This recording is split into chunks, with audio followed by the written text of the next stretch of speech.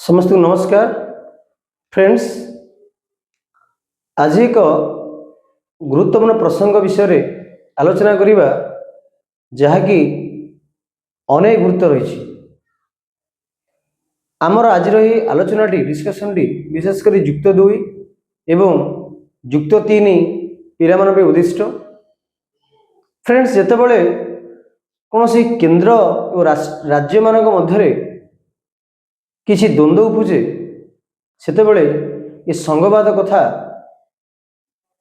आलोचना परिसर मुक्त आसी थाए एवं संघवाद संबंध रे विभिन्न संविधान विशेषज्ञ माने सेमानकर गुरुत्वपूर्ण मंतव्य प्रदान करथांती। फ्रेंड्स, नियति भाव रे यही प्रसंगटी गुरुत्व बहन रखे।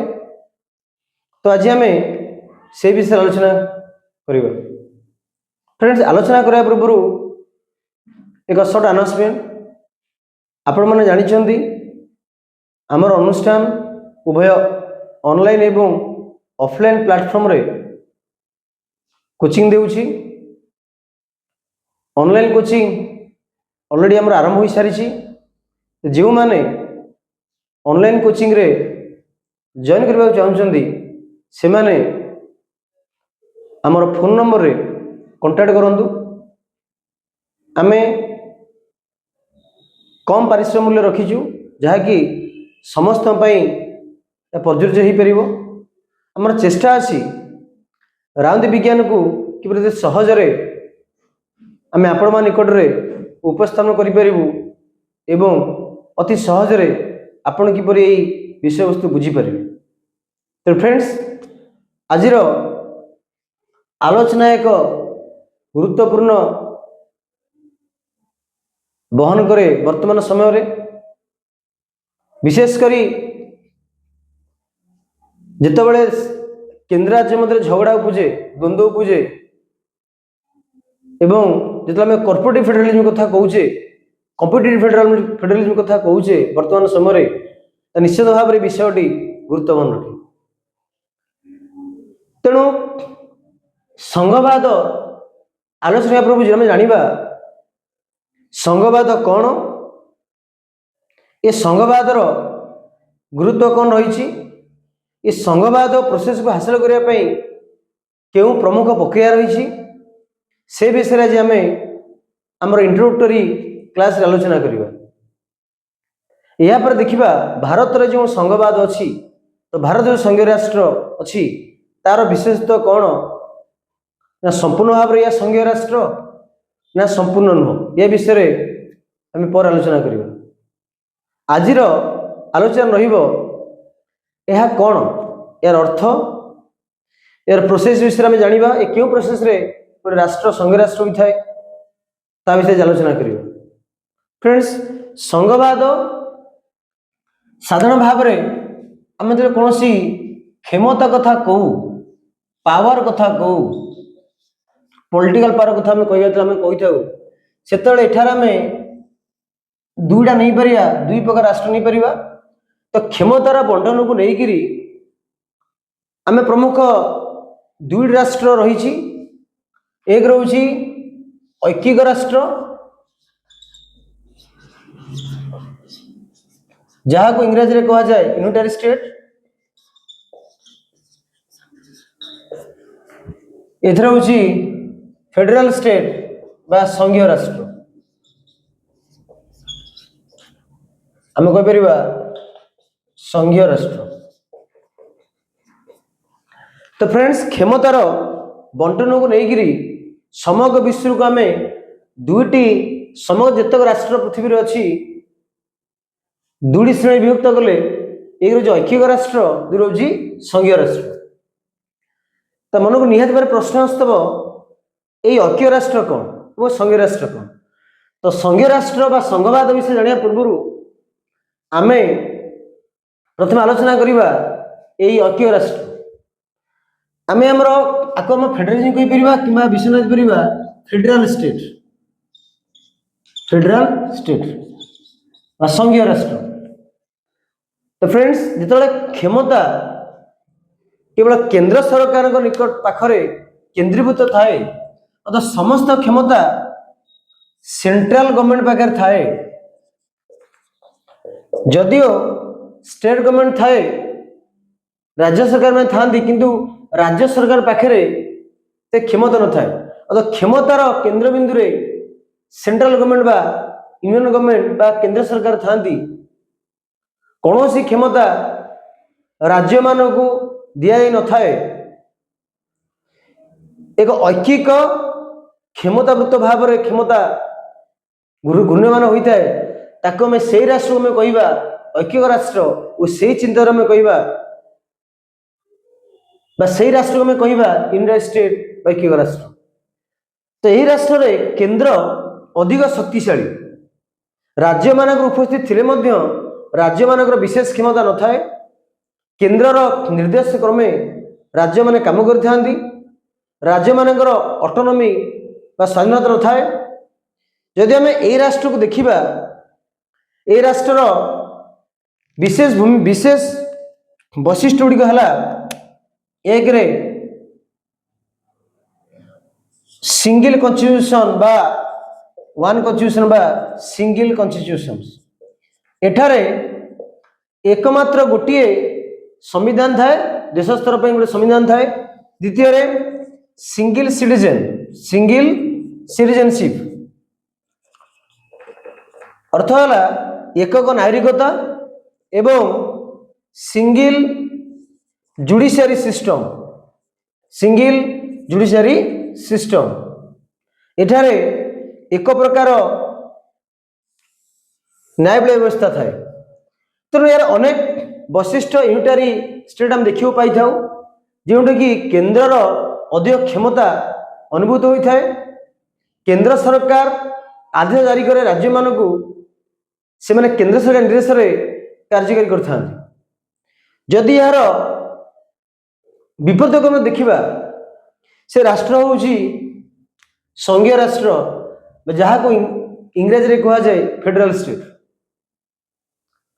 फ्रेंड्स संघीय राष्ट्र आम उभय सरकार देखा पाइबा राज्य स्तर में प्रादेशिक स्तर में राज्य सरकार एवं केंद्र स्तर में केंद्र सरकार एवं दुई जन मध्य सांविधानिक उपाय लिखित संविधान माध्यम क्षमता बंटा जाए तो एठारे आम डुआल गवर्नमेंट देखी था डुआल पार्लियामेंट सिस्टम देखी था 200 दिन व्यवस्था आम संसद में देखा पाई था एवं द्वैत नागरिकता थाए द्वैत संविधान थाए और अनेक किसी वैशिष्ट्य आम संघराज देखा पाई था तो फ्रेंड्स आज आमर आलोचना विषय वस्तु हूँ यही संघीय राष्ट्र तो आलोचना करवा ये संघ राष्ट्र माने कौन संघ राष्ट्र क्या कहुए और ये संघीय राष्ट्र क्यों प्रक्रिया द्वारा सृष्टि होता है तो फ्रेंड्स जो आम संघीय राष्ट्र कथा कहूचे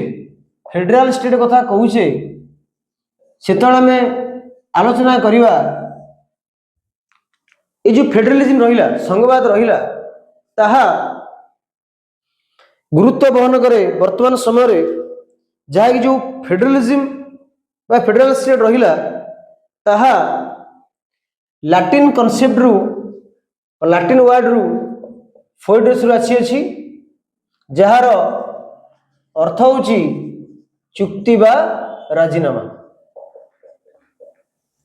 तो फ्रेंड्स ये जो फेडरलिज्म रहिला ता लैटिन वर्ड फोइडस रु आसी अछि जो अर्थ होची चुक्ति बा राजीनामा अर्थात जिते बड़े केतेक छोट छोट राष्ट्र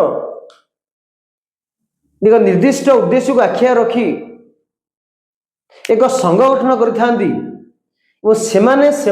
किसी क्षमता परित्याग करी केंद्र को प्रदान करथांती तो सही राष्ट्र में कहवा संघीय राष्ट्र से पाखे राज्य मान क्षमता थाए कि समस्त क्षमता राज्य न थाए किसी क्षमता केंद्र सरकार दे था एक नेशनल सिक्यूरिटी दृष्टिकोण जातीय स्वार्थ दृष्टिकोण जातीय निर्भरता से किसी क्षमता दे क्या ना केंद्र सरकार को जहाद्वारा कि केंद्र स्तर में केंद्र सरकार और राज्य स्तर राज्य सरकार कार्य कर फ्रेंड्स यहाँ आम देखा एटा दुईटी प्रोसेस रे यार अच्छी इट हैज टू प्रोसेस अर्थात संघ राष्ट्र जो तैयारी होउची तो दुईटी प्रक्रिया माध्यम सृष्टि होता है। एक रोजी केंद्राभिमुखी जहाँ को आम कहीपर इंग्लिश रे सेंट्रिपिटल, द्वितीय रोजी विकेंद्रीमुखी जहाँ को आम कहिबा सेंट्रिफ्यूगल।